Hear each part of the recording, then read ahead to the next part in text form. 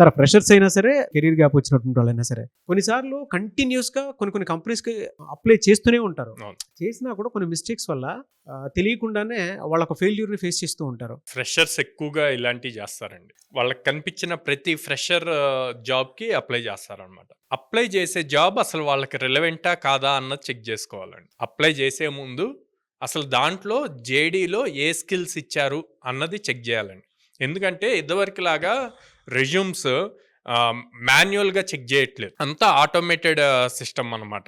So దాంట్లో ఆ జేడీలో ఏ అయితే మెన్షన్ చేశారో ఆ కీవర్డ్స్ ఈ రెజ్యూమ్‌లో ఉంటేనే ఈ రెజ్యూమ్ షార్ట్ లిస్ట్ అవుతుంది.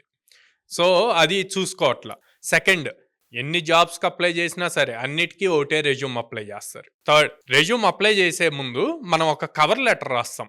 ఆ కవర్ లెటర్‌లో కూడా సేమ్ పాయింట్స్ రాస్తారు ప్రతి దానికి. వీడి కర్మ బాగోలేక ఆ మూడిటికి ఒకటే ఇచ్చారనుకోండి.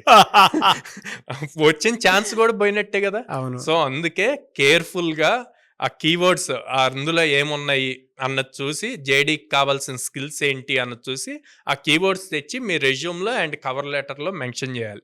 అలా మెన్షన్ చేసినప్పుడు మీకు ఆపర్చునిటీ వస్తది ఇంటర్వ్యూ దాకా.